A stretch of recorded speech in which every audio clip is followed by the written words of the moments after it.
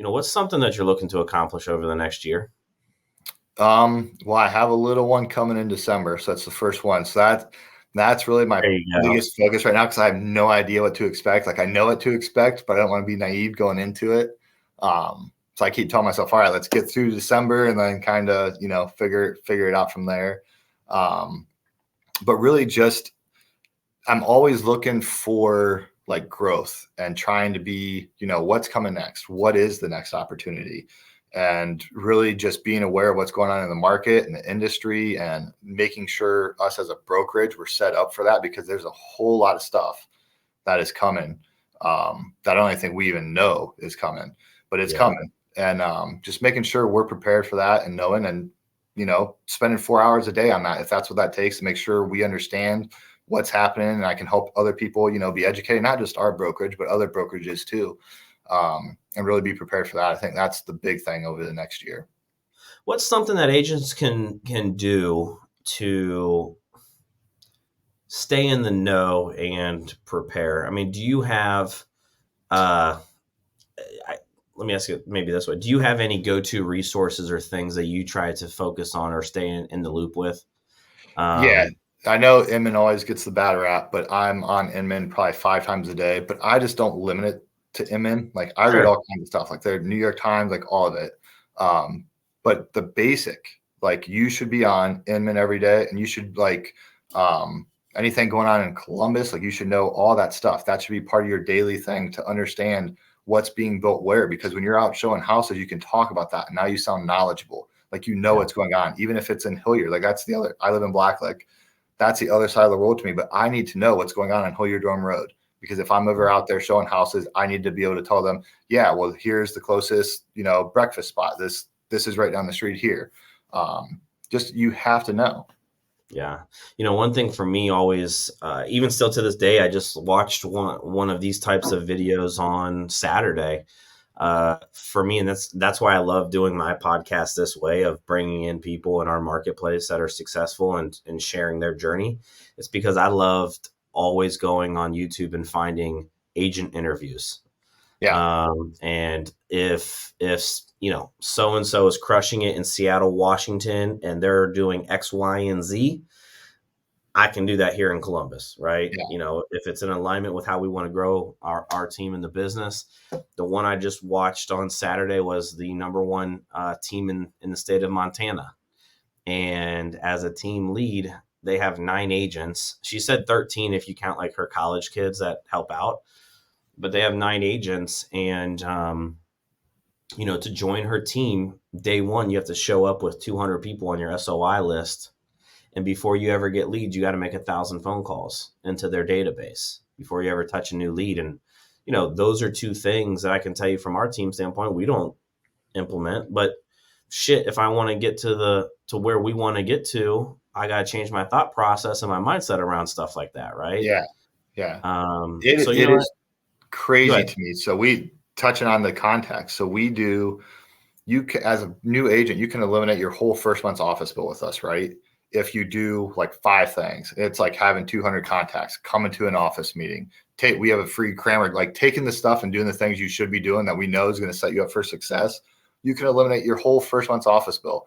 And we have agents who rather pay their office bill than do the things that I'm just like, man, like it's just mind blowing to me. I'm like, they're so easy, like so easy. And people choose not to do it.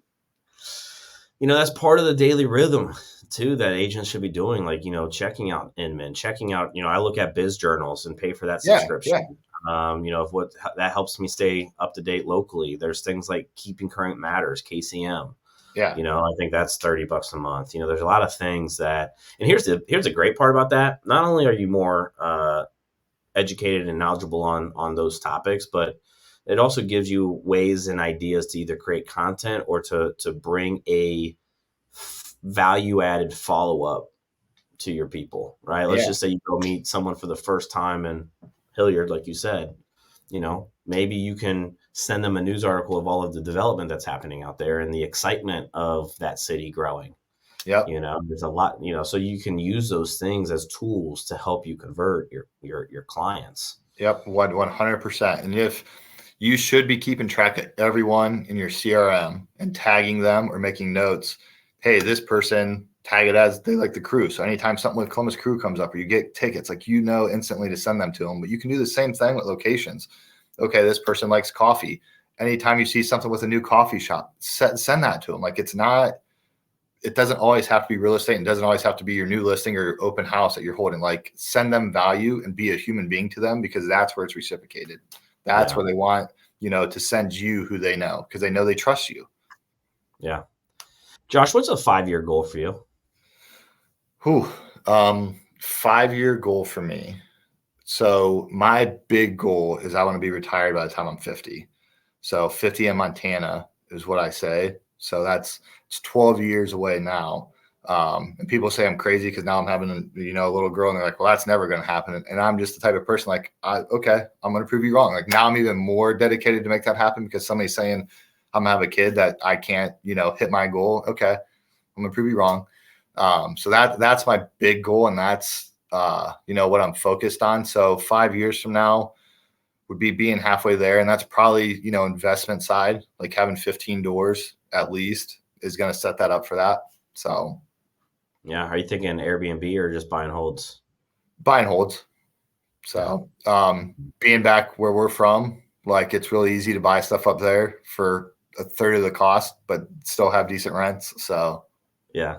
That's awesome. What's a legacy goal for you?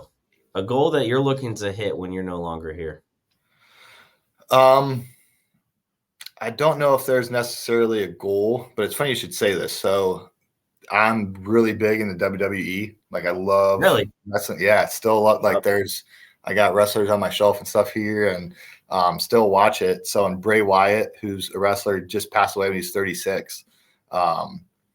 And they played this song, "Need to Breathe."